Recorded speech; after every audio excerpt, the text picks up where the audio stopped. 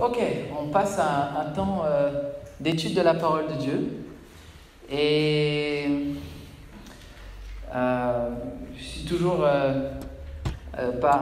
impressionné de comment Dieu prépare souvent le moment du message pendant le moment de la louange. Des thèmes qui sortent, que ce soit dans les chants ou que ce soit dans les paroles qui sont données. Et c'est un jour comme ça. Et on a parlé, Georges a parlé de la question de l'abandon, du fait que Dieu ne nous abandonne pas. Et on a chanté « Tu ne nous abandonnes jamais ». Et en fait, la première question que j'avais sur le cœur de poser aujourd'hui, c'est « Avez-vous déjà été abandonné ?» Avez-vous déjà été abandonné ? C'est une question qui peut-être n'est pas très importante pour certains d'entre nous. Peut-être que vous ne connaissez pas le sentiment d'abandon, peut-être que ce n'est pas quelque chose, en tout cas, de très fort dans votre vie. Et d'autre côté, peut-être qu'au contraire, la question de l'abandon, elle est cruciale pour vous, voire elle est le nœud de votre histoire personnelle.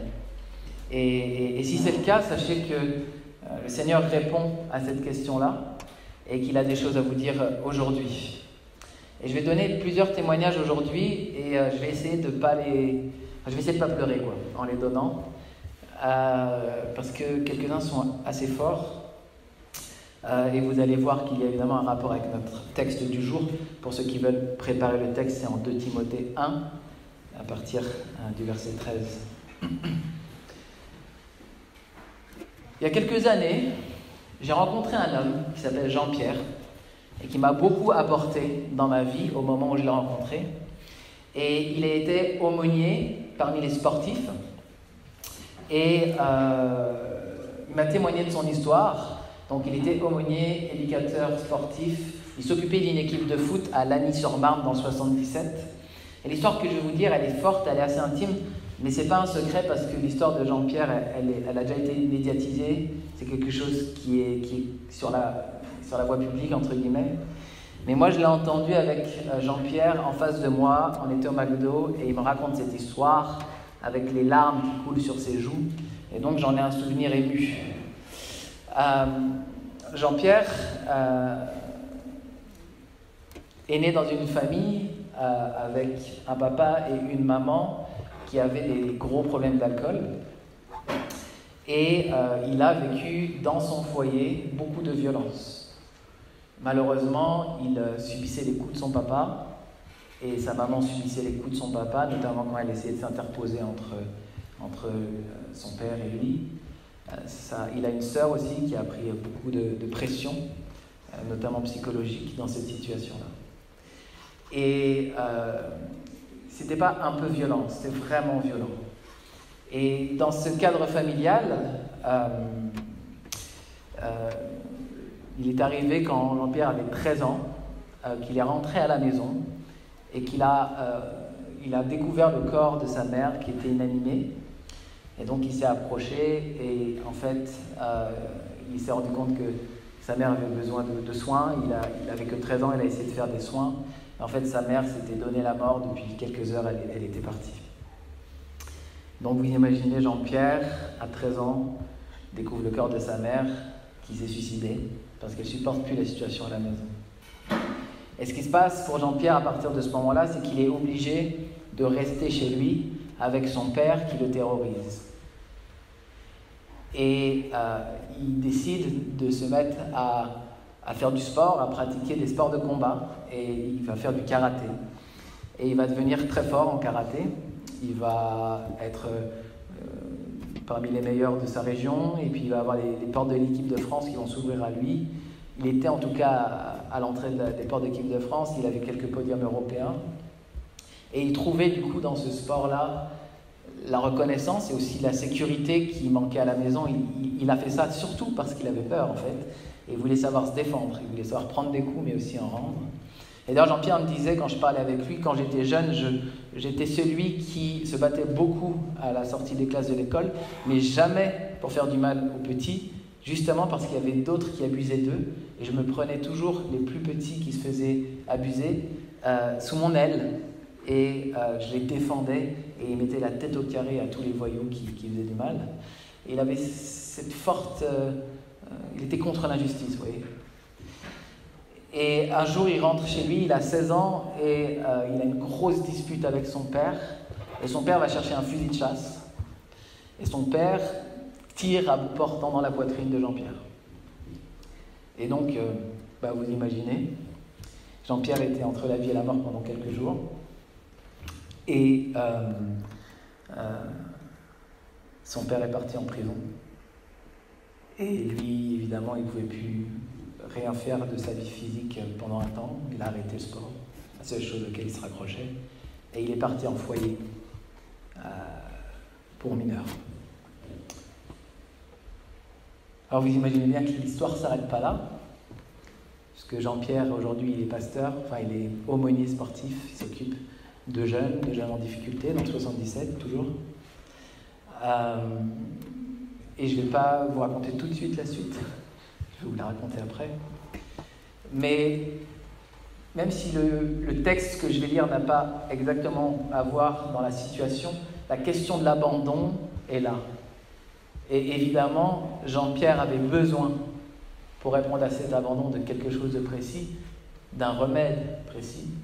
Et Paul se trouve dans un moment de sa vie où la situation d'abandon est très forte, et le remède est le même. Il a besoin du même remède, il a besoin des mêmes réponses.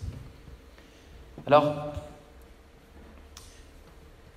je vais lire le texte. À partir du verset 15 à 18. Paul commence en disant « Tu sais que tous ceux qui sont en Asie m'ont abandonné. Entre autres, Phygène et Hermogène. » Donc juste rappel le contexte, Paul il est à Rome, il est en prison, il est dans un cachot. Il a eu sa première audience, il sait qu'il va être jugé, il sait qu'il va mourir. Il écrit à son enfant spirituel Timothée une lettre d'au revoir. Et dans cette lettre, il parle d'un sentiment profond qu'il a. Il dit, il a été abandonné. Paul, le grand Paul, le héros de la foi, se sent abandonné. C'est quand même impressionnant. Tous les chrétiens d'Asie m'ont abandonné. Lui qui a mis des années et des années pour que l'Église fonctionne, pour implanter des églises. Maintenant que la persécution est venue, on est sous Néron, il y a un empereur qui n'aime pas les chrétiens, personne ne prend le risque d'aller le voir. Et il continue, que le Seigneur répande sa miséricorde sur la maison d'Onésifore, car il m'a souvent consolé. Et il n'a pas eu honte de mes chaînes, au contraire, lorsqu'il est venu à Rome, il m'a cherché avec beaucoup d'empressement et il m'a trouvé. Que le Seigneur lui donne d'obtenir miséricorde auprès du Seigneur ce jour-là. Tu sais mieux que personne combien de services il m'a rendu à Éphèse. Alors chacun d'entre nous, on peut vivre le sentiment d'abandon. Et quand je raconte l'histoire, par exemple de Jean-Pierre, on peut se dire que c'est une histoire hors norme. Et c'est vrai, c'est hors norme. Mais moi, j'ai été éducateur en foyer pour mineurs délinquants, et des histoires hors normes, il y en a plus qu'on croit. Il y a des gens qui ont vécu d'abandon profond, il y en a plus qu'on croit.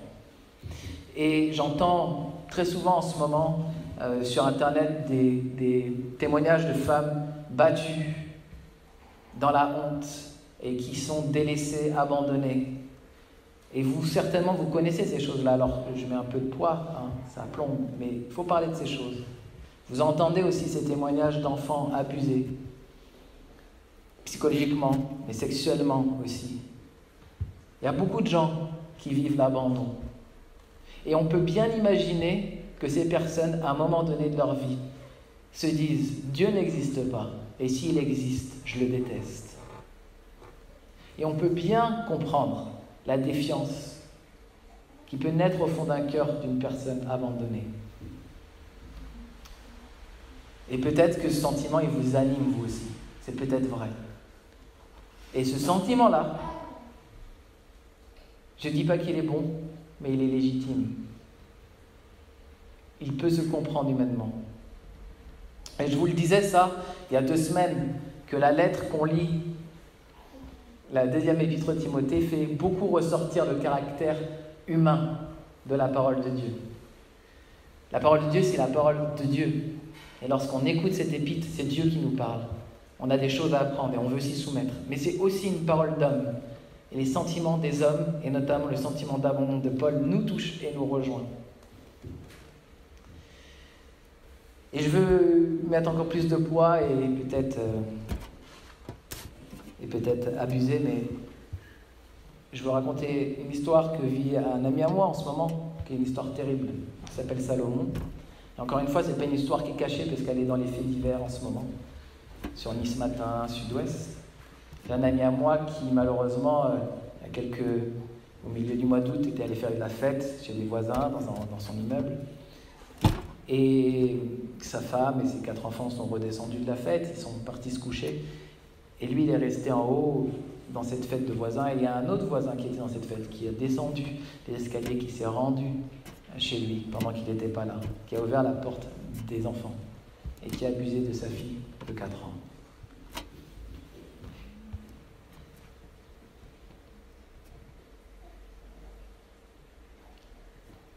Et dans ces situations, quand le diable s'invite, il essaye de finir le travail. Parce qu'en plus de ça, évidemment, cette famille qui est dans une situation terrible, ils sont aussi dans une situation terrible dans leur immeuble. La personne est partie maintenant en prison, mais la famille est là. Et il reçoit des menaces. On lui jette des choses de sorcellerie dans son jardin. Il a même pris un coup de balai un matin en sortant, parce que la famille n'est pas contente que le papa soit en prison. Je l'ai eu au téléphone il y a quelques jours, et ça fait des années que je n'avais pas parlé avec lui. C'était un copain d'enfance au quartier.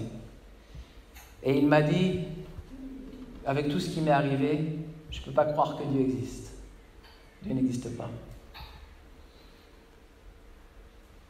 Et je lui ai dit, t'es sûr? Est-ce que tu crois vraiment que Dieu n'existe pas? Et il m'a dit, je ne sais pas, mais s'il pouvait se montrer. Et en fait, il m'a invité à venir chez lui pour prier. Et c'est marrant de se rendre compte que les personnes sont tellement touchées qu'ils disent Dieu n'existe pas, mais si tu peux quand même venir prier pour moi, je serais heureux que Dieu fasse quelque chose. Ma question est pour Salomon, et peut-être pour vous, et peut-être pour les gens qui sont autour de nous. Qui sera Onésiphore?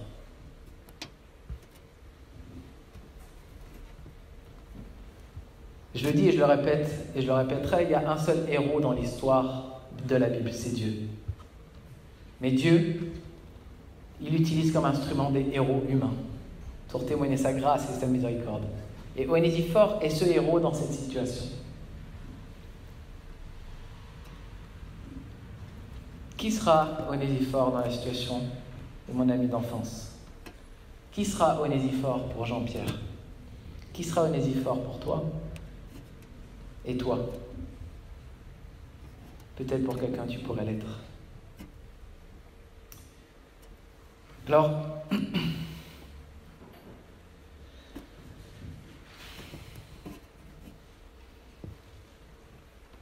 à l'époque où Onésiphore vient visiter l'apôtre Paul, il n'y a pas de train, il n'y a pas de bus, il n'y a pas de téléphone.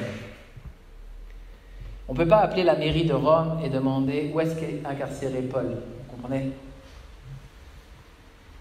Il faut se déplacer, il faut payer cher, il faut faire une enquête, il faut trouver les bons contacts pour trouver jusqu'où il a été mis en prison, jeté dans un cachot.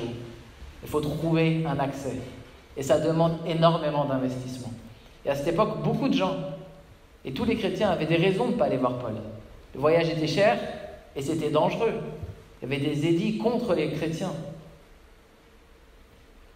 C'était un prix à payer. Et qu'est-ce qu'avait à gagner Onésiphore dans cette situation? Rien. Il n'allait pas repartir avec un gros chèque. Mais quelque chose en lui, dans son esprit, était animé et il fallait qu'avec empressement, il retrouve Paul.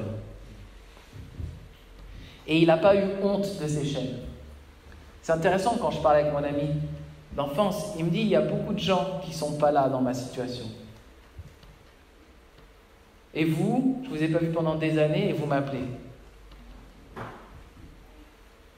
Ouais, parce que j'ai envie d'être Onésifore dans ta situation.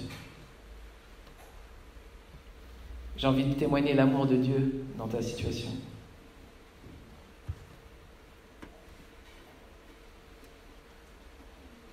Peut-être que personne ne prend de vos nouvelles à vous. Et peut-être que vous connaissez l'abandon de manière profonde. Et en fait, peut-être même dans l'Église, au milieu de nous. Vous savez, la Bible, elle ne nous dit pas que la vie chrétienne, elle sera drôle, qu'elle sera toute rose. Elle ne nous dit même pas que tous les amis chrétiens que vous avez autour de vous ne feront pas de mal. Elle ne vous dit pas ça. Mais la Bible, ce qu'elle nous apprend, c'est qu'on a un Seigneur qui s'appelle Jésus et qui, lui, connaît l'abandon. Et il connaît l'abandon profondément. Vous savez, Jésus a été abandonné par ses disciples au moment où il allait devoir être mis à mort à la croix. Depuis 3 ans, il guérit, il fait des miracles, il relève des hommes d'entre les morts. Il nourrit les foules, il guérit les lépreux. Depuis 3 ans, il donne les paroles de vie, les paroles qui permettent d'entrer dans le royaume de Dieu. Et au moment où Pilate met la main sur lui, tout le monde déguerpit, tout le monde fuit, tout le monde s'en va. Plus personne. Plus que ça. Non seulement les chefs religieux, ceux qui, s'ils avaient saisi les textes, et surtout s'ils avaient le cœur que demandent les textes, auraient dû être les premiers à aimer le Messie, à aimer du fond du cœur l'envoyé de Dieu. Eux veulent le clouer au bois, veulent le voir mourir. Mais le peuple crie « à mort !» Ses disciples, les apôtres, fuient. Pierre, parmi ses plus proches, le renie 3 fois. On crache sur lui, on se moque de lui. Même cloué sur la croix, il y a encore un méchant à côté de lui qui l'insulte. Personne n'est venu le voir. Personne ne l'a rejoint dans son abandon. C'est pas tout à fait vrai. Il y a quand même une personne, l'autre brigand, de l'autre côté de la croix, qui prend sa défense contre le brigand qui l'insulte, qui lui dit « mais lui, il est innocent. Nous, on paye pour notre péché. Mais lui, il est innocent. En gros, laisse-le tranquille. » Et j'ai remarqué ça dans ma vie, que parfois, ce sont des brigands qui ont plus de compassion que des religieux. Quand nous, on a vécu la souffrance et la mort, qu'on est conscient de son péché, du mal qu'on a pu faire, on regarde le Seigneur parfois autrement. En fait, Dieu se fiche complètement de notre attitude religieuse. Il regarde nos cœurs. Il se demande, qu'y a-t-il dans ce cœur ? Est-ce que c'est un cœur qui est habité par l'Esprit Saint, plein d'amour et de compassion ? Parce que si c'est le cas, alors on aura une parole. On aura une parole pour celui qui souffre. Quelle que soit votre situation, Jésus n'est pas incapable de comprendre, bien au contraire. Il s'est fait homme, lui qui est la parole éternelle de Dieu, par qui le monde a été créé. Il a pris la condition du serviteur. Il s'est fait homme, il a assumé l'humanité et le pire de l'humanité. Lorsqu'il a été frappé, il a été frappé pour nous tous. Lorsqu'il est allé à la croix, il est allé pour moi, pour mes péchés. Nous tous, nous l'abandonnions, mais lui, il était venu pour que le Père ne nous abandonne pas.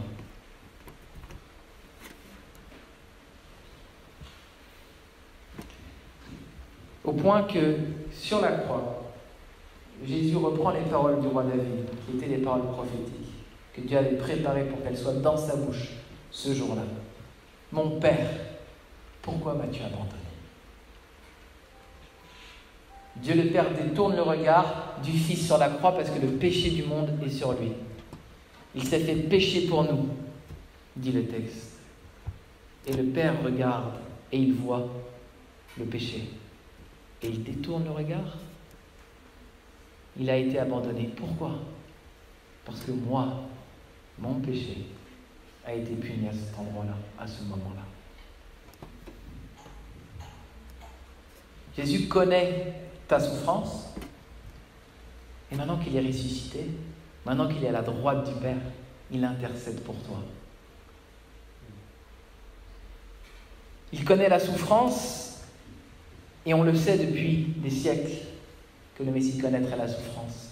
Ésaïe, chapitre 53, méprisé, abandonné des hommes, homme de douleur et habitué à la souffrance, semblable à celui dont on détourne le visage, nous l'avons dédaigné. Nous n'avons fait de lui aucun cas. Cependant, ce sont nos souffrances qu'il a portées. C'est de nos douleurs dont il s'est chargé. Et nous l'avions considéré comme puni, frappé de Dieu et humilié, mais il était blessé pour nos péchés, brisé pour nos iniquités. Le châtiment qui nous donne la paix est tombé sur lui, et c'est par ses meurtrissures que nous sommes guéris. Il y a des années en arrière, j'ai fait une très grande dépression. J'étais malheureux, j'étais au fond du gouffre. Et c'est marrant parce que c'est les textes les plus durs de la Bible qui me consolaient. C'était les textes les plus durs. Et en fait, des moments où je me sentais le moins seul, c'est quand je lisais le roi David. Quand je lisais ces versets, je suis comme de l'eau qui s'écoule, et tous mes os se séparent. Mon cœur est comme de la cire, il se fond dans mes entrailles. Ma force se dessèche comme l'aigle, et ma langue s'attache à mon palais. Tout me réduit à la poussière et à la mort. Car des chiens m'environnent, une bande de scélérats rôde autour de moi. Ils ont percé mes mains et mes pieds. Regardez comme c'est beau, c'est dans Psaume 22, 1000 ans avant Jésus, il annonce les mains percées, les pieds percés. Je pourrais compter tous mes os, eux, ils observent et me regardent, ils se partagent mes vêtements, ils tirent au sort ma tunique.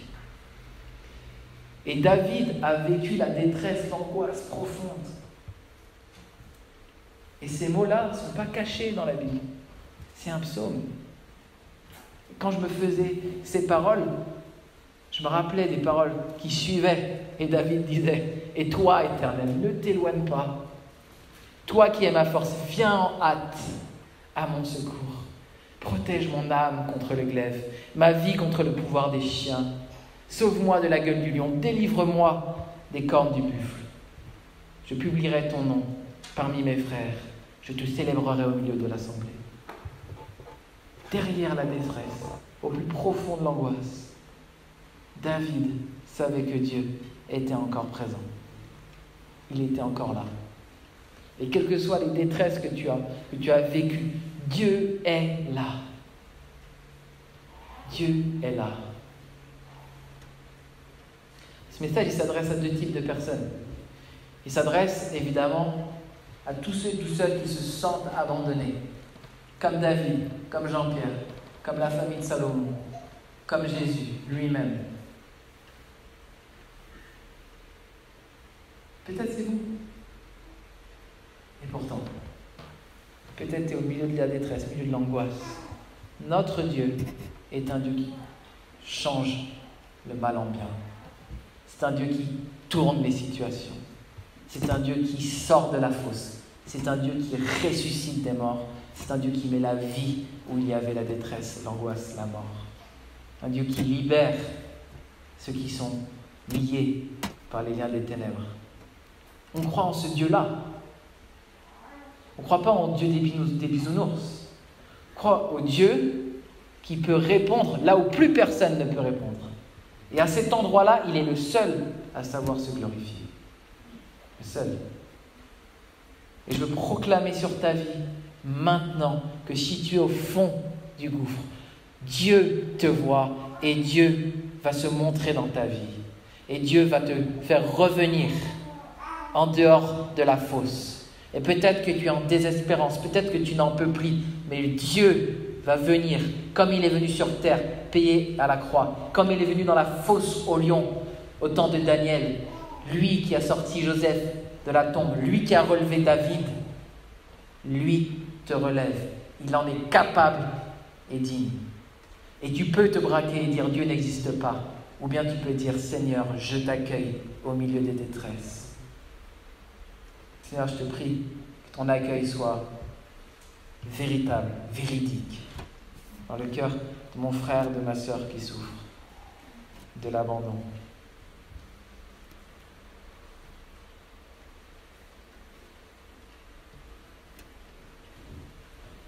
Ce message s'adresse évidemment à des futurs onésiphores, hommes ou femmes, qui que vous soyez. Dieu met dans votre cœur sa compassion pour des hommes et des femmes. Et votre rôle est très important. La réalité, c'est que Paul n'est pas en train de dire « Je me suis satisfait de la consolation de Dieu ». Il dit « Onésiphore m'a consolé ». Il est faux de croire que Dieu nous suffit si Dieu, lui, utilise des hommes pour nous consoler. Et peut-être, vous priez pour les gens, c'est bien. On le fait ça tous. Mais il y a des moments où Dieu veut que, alors que tous les chrétiens d'Asie ne bougent pas leurs fesses pour l'apôtre, toi tu sortes de ta maison, tu payes le prix, alors que tu n'as rien à y gagner, et que tu ailles vers celui qui est oppressé, celui qui est seul. Parce qu'en réalité, tu vas être l'instrument de la compassion de Dieu pour cet homme, pour cette femme. Nos prières ne suffisent pas. Elles sont importantes, mais elles ne suffisent pas. Quand Dieu nous parle de son plus grand commandement, il nous dit d'aimer Dieu de tout notre cœur, de toute notre force, de toute notre pensée. Mais il dit, le commandement qui lui est semblable, c'est d'aimer notre prochain comme nous-mêmes. À l'inverse, nous tournons notre regard vers Dieu. Nous regardons aussi nos frères et nos sœurs, et même des gens qui pourraient être nos ennemis avec compassion, pour leur apporter la volonté de Dieu. Je vais être onésiphore dans la situation de Salomon. Avec un ami, on a mis en place une cagnotte pour l'aider à subvenir à ses besoins de justice, pour qu'il parte de cette maison. Il faut faire quelque chose. Si ça vous intéresse, venez me voir, je vous expliquerai. Mon ami Jean-Pierre, lorsqu'il est arrivé au foyer pour mineurs en danger, il a rencontré un autre jeune. Et cet autre jeune, il était croyant. Et il a dit à Jean-Pierre, Dieu t'aime, il ne t'abandonnera pas. Et Jean-Pierre n'a pas accepté cette parole. Dieu m'aime. Et Jean-Pierre a raconté son histoire à son camarade de chambre. Et vous savez quelle a été la réponse de son camarade de chambre? Il a pleuré. Et c'est la chose qui a fait le plus de bien à Jean-Pierre. Il n'avait pas de grand discours, il a pleuré. Et c'est exactement ce que la Bible nous dit. Pleurez avec ceux qui pleurent. Réjouissez-vous avec ceux qui se réjouissent. Il a pleuré. Et cet homme, ce jeune homme, a pris une Bible. Et il a marqué un numéro de téléphone dans la Bible. Et il lui a dit, si un jour tu as des questions sur Dieu, appelle à ce numéro. Appelle à ce numéro. Et la personne qui est derrière ce numéro te répondra. Et Jean-Pierre n'a jamais appelé ce numéro. Et ce qui s'est passé, il était grand adolescent, il avait sa petite amie Sandrine qui est devenue sa femme maintenant, et il avait tellement besoin de repos. Et Jean-Pierre a demandé à Sandrine de trouver un endroit pour les vacances. Et ils sont partis dans un camping. Et ils ont demandé une place calme, au calme, pour lui. Et donc il avait sa tente à côté d'emplacements assez calmes. Et il s'est rendu compte qu'il avait à côté de son emplacement une famille avec plusieurs enfants. Et le papa parfois reprenait ses enfants, les réprimandait. Puis après il les prenait sur ses genoux. Et il disait, tu sais, si papa il se fâche, c'est pas contre toi. Parce que papa il t'aime. Et veut que tu saches que si tu fais ça, tu peux te faire mal. Et ces petites paroles-là que lui n'avait jamais reçues dans sa vie l'ont tellement impressionné qu'en fait, il se cachait derrière les arbres pour observer la famille. Il était dans les Landes, il n'y avait que des pins. Et un jour, il est monté en haut du pin. Et il les regardait. Et là, le monsieur qui était assis à table, il l'a regardé. Il dit, qu'est-ce que tu fais? Et là, Jean-Pierre, il a dit, je regarde la vue. Évidemment, il n'y a pas de vue. Il dit descends. Et Jean-Pierre, il est descendu. Et du début de l'après-midi jusqu'à tard dans la nuit, Jean-Pierre a posé des questions concernant Dieu à cet homme, parce que cet homme lui a dit qu'il était pasteur. Et donc, Jean-Pierre a dit, vous êtes pasteur? J'ai plein de questions pour vous. Pourquoi? ça dans ma vie. À la fin de la discussion, Jean-Pierre était très ému, touché, et en fait, il était dans un camping chrétien. Et ce qui s'est passé, c'est que le monsieur a dit, je ne sais pas si c'est comme ça exactement que l'histoire s'est passée, mais ce qui s'est passé, c'est que Jean-Pierre a été au courant que le lendemain, il y avait un film projeté sur la plage par les responsables du camping, et c'était le film Jésus. Et il est allé s'asseoir devant le film, il a regardé l'évangile, il a fondu en larmes, et il a donné sa vie à Jésus.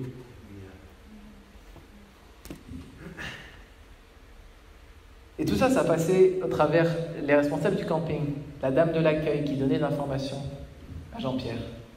Et cette dame, Jean-Pierre, il avait déjà son numéro dans sa vie.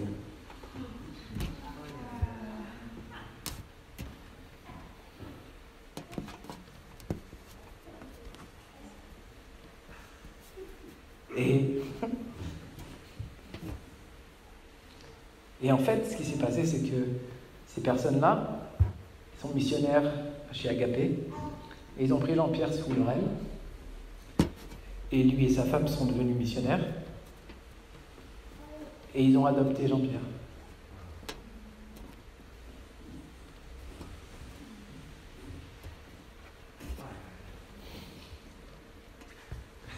C'était les Onésiphores dans sa vie.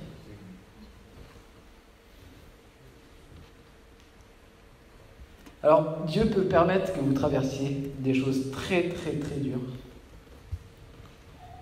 savez ce qu'il m'a dit Jean-Pierre il y a quelques années? Il m'a dit, j'ai renoué avec mon père, et mon père est un très bon grand-père.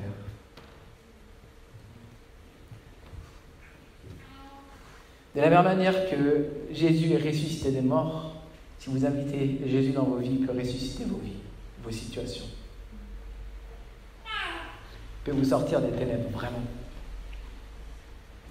Vous avez un avenir après vos drames. Jésus va être votre compagnon de route pour vous sortir de l'impasse. C'est lui la porte, il l'a dit. Je suis la porte. Il a dit, je suis le chemin. Nul ne vient au Père que par moi. Il a dit, je suis le bon berger. Le bon berger, dans Psaume 23, c'est celui qui nous conduit au travers la vallée de l'ombre de la mort jusqu'au vert pâturage.